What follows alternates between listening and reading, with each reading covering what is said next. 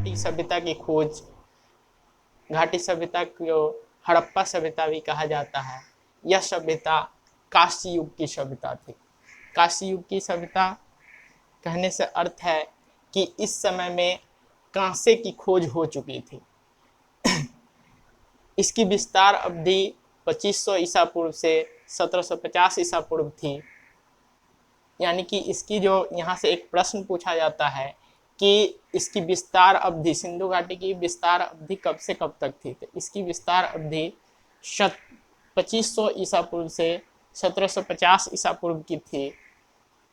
सर्वप्रथम 1921 ईस्वी में राय बहादुर दयाराम साहनी ने हड़प्पा नामक स्थान पर इसके अवशेष खोजे थे। यहाँ से भी एक प्रश्न आता है कि सर्वप्रथम हड़प्पा सभ्यता की खोज किसने की थी, तो इसका आंसर हो जाएगा राय बहादुर दयाराम साहनी ने।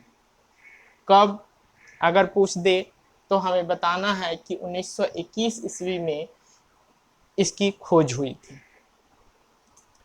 अब सिंधु घाटी सभ्यता की विस्तार को देखें तो इसके विस्तार थे प्रांत, जो प्रांत थे वो सिंध थे, पंजाब थे, हरियाणा, राजस्थान और गुजरात। सिंध प्रदेश अभी वर्तमान में जो पाकिस्तान में पड़ता है। इसके जो अवशेष स्थल मिले हैं वो चनहुद्रो और मोहनजोदड़ो हैं। यहाँ इसके खोजकर्ता चनहुद्रो और मोहनजोदड़ो के खोजकर्ता रखालदास बनर्जी हैं, जिन्होंने 1922 ईस्वी में इस स्थल की खोज की थी। दूसरा प्रांत पंजाब, जो कि अभी पाकिस्तान, वर्तमान पाकिस्तान में पड़ता है। इसके अवशेष स्थल रोपड़, हड़प्पा और सिंघौल हैं। इन जगहों के खोजकर्ता यगदूत शर्मा, जिन्होंने 1953 ईस्वी में इस स्थल की खोज की थी। तीसरा प्रांत हरियाणा, इसके प्रमुख अवशेष स्थल बनावली, जिसके खोजकर्ता रविंद्र सिंह बिष्ट हैं 1973 ईस्वी में।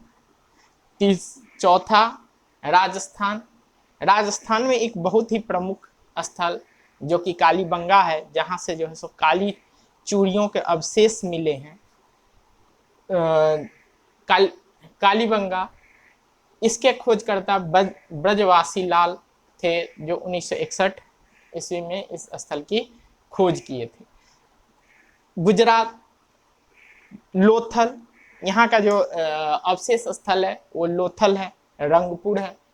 इसके खोजकर्ता रंगनाथ राव, जिन्होंने 1954 ईस्वी में इस स्थल की खोज की थी।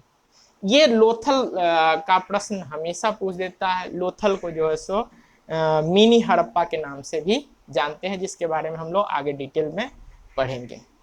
अब प्रमुख स्थल, जो जिन स्थलों का किन किन नदियों के किनारे बसाव है, इसके बारे में हम लोग जाने। आलमगीरपुर, आलमगीरपुर ये हिंडन नदी के किनारे पड़ता है। यह हिंडन नदी के किनारे बसा हुआ है। मोहनजोदड़ो सिंधु नदी के किनारे। मोहनजोदड़ो, यहाँ से प्रश्न पूछा जा सकता है कि मोहनजोदड़ो किस नदी के तट पर है, तो मोहनजोदड़ो जो है सो सिंधु नदी के तट पर है। वहीं हड़प्पा रावी नदी के तट पर है। रोपड़ सतलुज नदी के तट पर है। कालीबंगा, ये प्रश्न कई परीक्षाओं में पूछे जाते हैं, कॉम्पिटिशन्स एग्जाम से पूछे जाते हैं। कालीबंगा किस नदी के किनारे है, तो ये घग्गर नदी के किनारे है। लोथल, लोथल जो है सो भोगवा नदी के किनारे। अब हम लोग चले इसकी नगर योजना, सिंधु घाटी सभ्यता की नगर योजना को देखते हैं एक नजर में। तो सिंधु घाटी सभ्यता मुख्यतः शहरी सभ्यता थी। यह जो थी यह शहरी सभ्यता थी, ये ग्रामीण सभ्यता ना होकर के ये शहरी सभ्यता थी। यह अपने नगर नियोजन के लिए प्रसिद्ध थी। यहाँ की जो नगर योजना थी वो काफी विकसित योजना थी, जिसके लिए इसे जाना जाता है। नगरों में सड़कों एवं मकान विधिवत पक्की ईंटों के बने हुए थे। अब पूछ देगा कि किस सभ्यता में जो है सो मकान जो है सो पक्की ईंटों के बने हुए थे, तो ये सिंधु घाटी सभ्यता में बने होते थे। पानी के निकासी के लिए चौड़ी नालियां बनाई गई थी। यहाँ पर जो है सो पानियों के नगर की में पानी के निकासी के लिए पक्की चौड़ी नालियां भी बनाई गई थी। मोहनजोदड़ो में विशाल स्नानगृह और भंडार गृह पाए गए हैं, यानी कि स्नान करने के लिए भी यहाँ पर जो है सो ग्रेट बाथ का निर्माण किया गया था, बृहद स्नानागार का निर्माण किया गया था। इस स्नानागार से ये पता चलता है कि ये लोग किसी विशेष आयोजन पे एक जगह एकत्रित होते थे और जो है सो स्नान एक जगह सामूहिक स्नान करते थे। भंडार गृह यानी कि ये अन्य वगैरह भी भंडार करने का काम करते थे। मोहनजोदड़ो की सबसे बड़ी इमारत अन्नागार था। यहाँ से भी प्रश्न पूछा जाता है कि जो सबसे बड़ी इमारत मोहनजोदड़ो की, तो अन्नागार, बृहद अन्नागार पूछा जाता है प्रश्न कि बृहद अन्नागार कहाँ से मिला है, तो ये सिंधु घाटी सभ्यता से मिला है और मोहनजोदड़ो से। मोहनजोदड़ो की का शाब्दिक अर्थ क्या होता है, ये भी प्रश्न पूछा जाता है। मोहनजोदड़ो का शाब्दिक अर्थ क्या है, तो इसे मृतकों का टीला भी कहा जाता है। मोहनजोदड़ो का मतलब ही होता है मृतकों का टीला। यहाँ के लोगों का आर्थिक जीवन पर प्रकाश डालते हैं। तो सिंधु सभ्यता के लोगों का मुख्य व्यवसाय क्या था, कृषि था। यहाँ के लोग जो है सो कृषि पे निर्भर थे, कृषि कार्य करते थे। सैंधव वासियों का मुख्य भोजन जौ और गेहूं था। पूछ देगा यहाँ से प्रश्न कि सैंधव वासी जो थे, सिंध प्रांत में जो बसने वाले लोग थे, वो जो है सो कौन से अनाज भोजन के रूप में ग्रहण करते थे, तो जौ और गेहूं। यहाँ से भी प्रश्न पूछा है, पहली बार कपास उपाजाने का श्रेय हड़प्पा वासियों को प्राप्त है। हड़प्पा वासी जो है सो सर्वप्रथम कपास का जो सो ये काफी अधिक उत्पादन करते थे, कपास उपजाते थे, उपजाने का श्रेय हड़प्पा वासियों को जाता है। यहाँ से भी प्रश्न पूछा जाता है कि कपास का उत्पादन कहाँ से होता था, तो ये सिंधु घाटी सभ्यता में। मोहनजोदड़ो से सूती कपड़ों के साक्ष्य भी मिले हैं। यहाँ से ये लोग सूती कपड़े भी बनाते थे और उसका व्यापार करते थे। हड़प्पा सभ्यता में औजार और अस्त्र मुख्यतः तांबा और टीन और कांस्य धातु के बने होते थे। कांसे का बनाते थे ये लोग। कोई भी औजार वगैरह जो भी इनके उपयोग के होते थे वो क्या कहते, तांबे के बनाते थे, टीन के बनाते थे, कांसे के बनाते थे। ये लोहा से अपरिचित थे। अब यहाँ से एक प्रश्न पूछ देता है कि सिंधु घाटी सभ्यता के लोग जो है सो क्या लोहे से परिचित थे, तो नहीं, इस समय जो है सो लोहे की खोज नहीं हुई थी। लोहे की खोज जब आर्य लोग आएंगे तब जा करके जो है सो लोहे की खोज होगी। कृषि तथा पशुपालन के साथ साथ उद्योग एवं व्यापार भी अर्थव्यवस्था के प्रमुख आधार थे। यहाँ के लोग कृषि भी करते थे, पशुपालन भी करते थे, उद्योग एवं व्यापार इनका प्रमुख कार्य था, अर्थव्यवस्था के प्रमुख आधार थे। वस्त्र निर्माण इस काल का प्रमुख उद्योग था। पूछ देगा, यहाँ से प्रश्न पूछा जा सकता है कि वस्त्र निर्माण किस काल में प्रमुख उद्योग के रूप में अपनाए गए थे, तो ये सिंधु घाटी सभ्यता में। इनके सामाजिक जीवन पर समाज व्यवसाय के आधार पर 4 भागों में बटा हुआ था।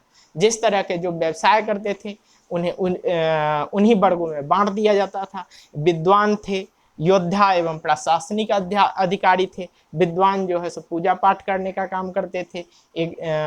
वहीं योद्धा एवं प्रशासनिक अधिकारी जो है सो नगर की सुरक्षा का कार्य करते थे। व्यवसायी व्यापार करते थे और श्रमजीवी जो है सो श्रम करते थे, खेतों वगैरह में जैसे काम करते थे। इसके बाद मनोरंजन के लिए लोग जुआ खेलते थे, शिकार करते थे, गाना बजाना आदि लोगों के मनोरंजन के साधन थे। यहाँ के लोग लेखन कला से भी परिचित थे। सिंधु सभ्यता की लिपि तो अभी तक पढ़ा नहीं जा सका है। इस लिपि की सर्वाधिक समानता द्रविड़ लिपि से मिलती है।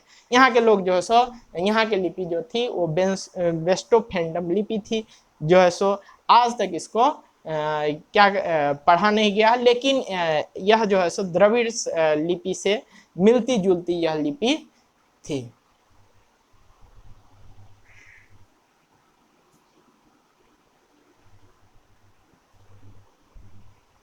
अब यहाँ धार्मिक जीवन पे यहाँ के धार्मिक जीवन पे चर्चा करें तो यहाँ के जो धार्मिक जीवन, सिंधु घाटी सभ्यता के लोगों का धर्म मुख्यतः मातृ देवी की पूजा पर आधारित थे। यहाँ के लोग जो है सो मातृ देवी की पूजा करते थे, यानी कि यह जो सभ्यता थी यह जो है सो मातृसत्तात्मक सभ्यता थी। सर्वप्रथम स्वास्तिक चिन्ह के अवशेष भी हड़प्पा सभ्यता से ही प्राप्त हुए हैं। अब यहाँ से एक प्रश्न पूछता है कि स्वास्तिक चिन्ह किस सभ्यता से सर्वप्रथम मिले हैं के चिन्ह, तो ये क्या सिंधु घाटी सभ्यता से मिले हैं। बैल को पशुपतिनाथ का वाहन तथा पाक्ता को पवित्र पक्षी माना जाता है। सिंधु सभ्यता के मुहरों पर सर्वाधिक आकृति बैल की बनाई जाती थी। यहाँ जो है सो मुहरों पर जो आकृतियां बनी होती थी वो बैल की बनाई होती थी। अब इस सभ्यता का अंत कैसे हुआ, तो इस सभ्यता के अंत होने के पीछे कई घटनाओं की कई कारण थे। यह सभ्यता लगभग 1000 साल तक चली रही थी। सिंधु घाटी सभ्यता ये विश्व की जितनी भी सभ्यताएं हुई इन सभी सभ्यताओं में जो है सो ये प्राचीनतम सभ्यता थी। सब सभ्यताओं मिस्र, मेसोपोटामिया तथा सुमेरु के समकालीन थी। जो सभ्यताएं हुई उन सबके समकालीन थी। इस सभ्यता का अंत ऐसा माना जाता है कि सिंधु सभ्यता का अंत सिंधु नदी में बाढ़ आने से, नदियों के जलमार्ग के परिवर्तन से, आर्यों के आक्रमण, जब आर्य आए तो यहाँ आक्रमण किए और जो है सो इस सभ्यता का धीरे धीरे पतन होते गया। भूकंप आने से तथा जलवायु में परिवर्तन आदि कारणों से इस सभ्यता का अंत होते चला गया। तो यहाँ से कई महत्वपूर्ण प्रश्न पूछे जाते हैं। तो आज के लेक्चर वीडियो यहीं पे समाप्त हम करते हैं। धन्यवाद।